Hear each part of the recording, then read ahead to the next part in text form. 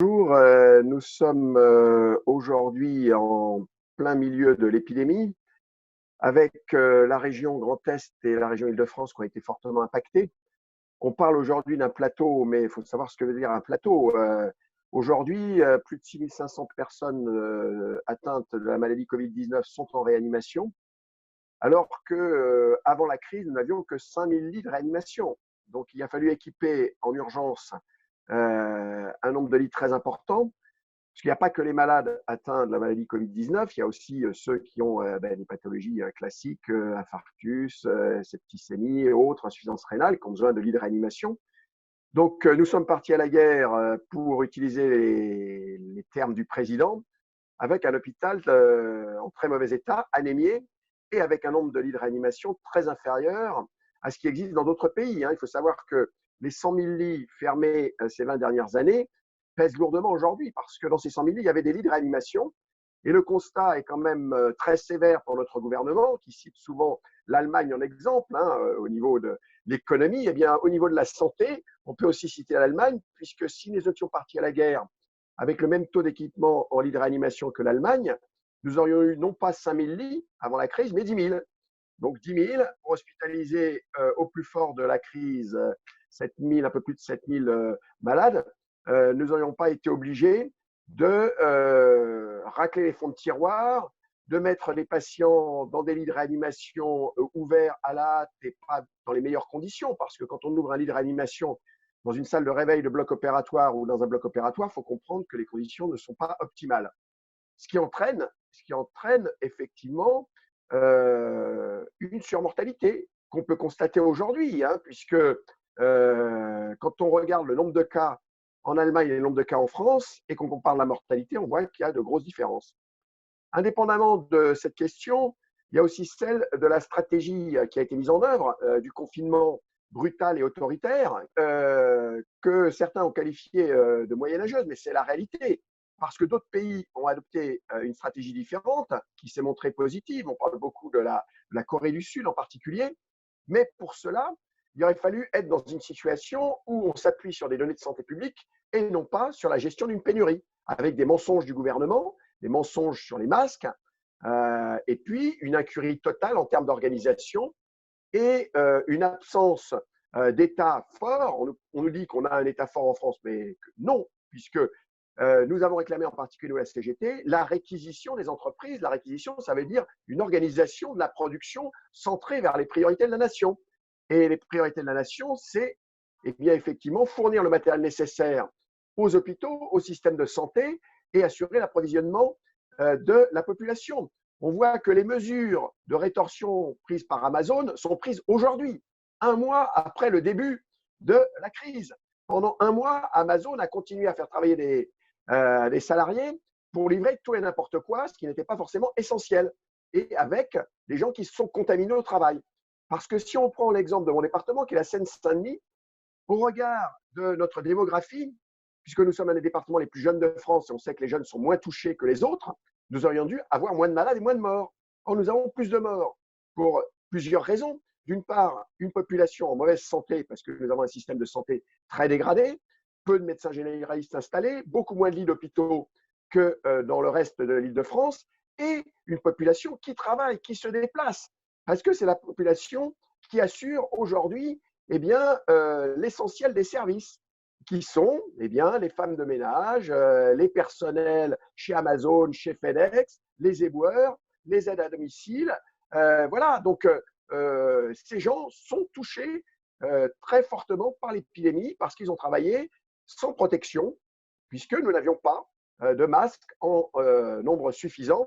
Et on voit aujourd'hui, c'est quand même lamentable. J'ai parlé dans une de mes précédentes interventions de la France, qui est un pays sous-développé, mais quand des CHU, et on ne paye pas n'importe quel CHU, le CHU de Lille s'est vanté d'avoir installé dans ses locaux un atelier de couture avec des bénévoles pour fabriquer des masques et des blouses, ça veut bien dire qu'on est quand même au bout du rouleau. Donc voilà un petit peu la situation. Alors aujourd'hui, où en sommes-nous? Eh bien, on parle déjà du déconfinement, mais il faudrait parler de la suite de la prise en charge des patients. Parce qu'aujourd'hui, si on atteint ce qu'on appelle, nous les professionnels, une phase de plateau. C'est une phase de plateau avec un nombre de malades quand même hospitalisés très important. Donc, pour nous, personnel hospitalier, on a l'impression de pouvoir souffler, mais en fait, c'est simplement, nous ne sommes plus en surchauffe, mais nous sommes aujourd'hui dans une activité très élevée qui nécessite la mobilisation de moyens très importants. Et on voit que l'épidémie, si elle se calme un petit peu en Île-de-France et dans le Grand Est, commence à toucher la province, alors avec une moindre intensité, mais en fin de semaine dernière, l'hôpital de La Rochelle, qui était un des hôpitaux désignés pour accueillir quelques malades évacués de Paris, n'a pas pu les accueillir parce que sa réanimation commençait à être pleine. Donc, il faut être vigilant. Nous n'avons aucune garantie que les régions qui n'ont pas encore été touchées, mais ne le soient, alors peut-être avec une moindre intensité que la région Île-de-France. Ce qu'il faut savoir, c'est que l'intensité de l'épidémie, le nombre de malades, est quand même corrélé à la densité de population. Il est clair qu'on se contamine plus facilement à Paris que dans le Gers ou dans l'Ariège, où la densité de population aujourd'hui est plus faible que celle qui existait en 1870, puisque ce sont des départements qui se sont dépeuplés. Donc voilà. Alors après, je vais en venir à ce qui préoccupe les personnels de santé. Parce que j'ai bien écouté le président qui a essayé de se dédouaner, même si on a eu quelques éléments de discours où pouvait apparaître une certaine autocritique, un certain mea culpa.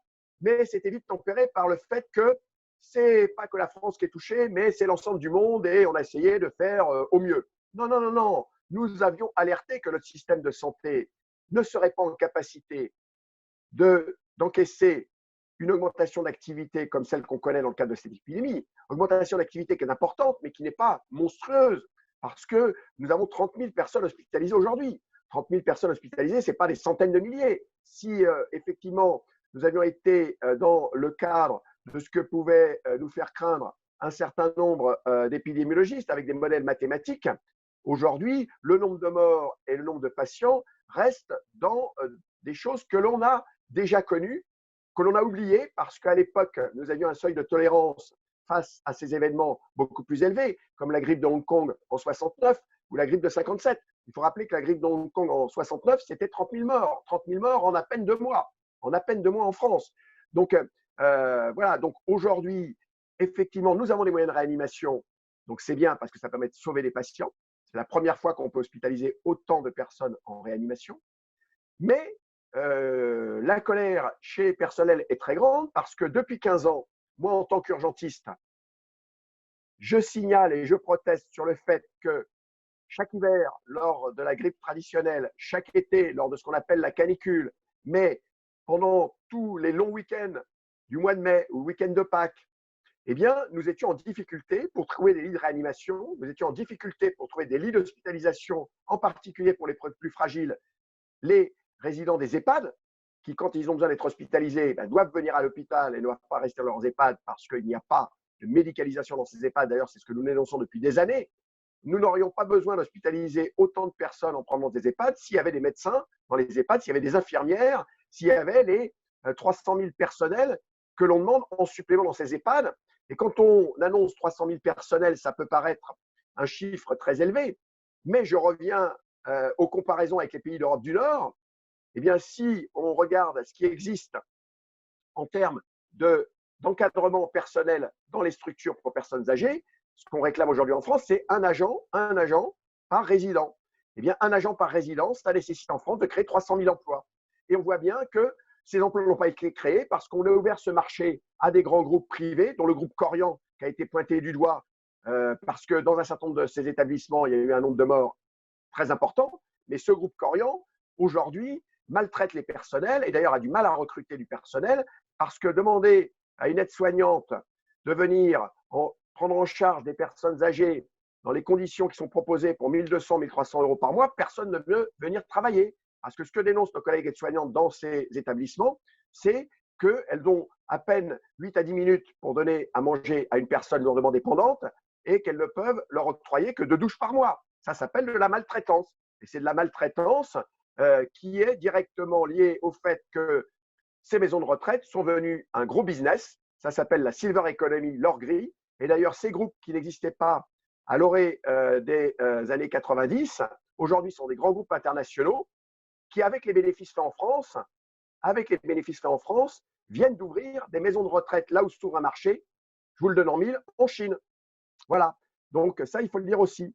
Donc nous sommes aujourd'hui dans une situation où pour nous, il n'est pas question, personnel hospitalier, qu'à la fin de la crise, on revienne à la même politique d'étranglement financier de l'hôpital public. Et on a des revendications immédiates.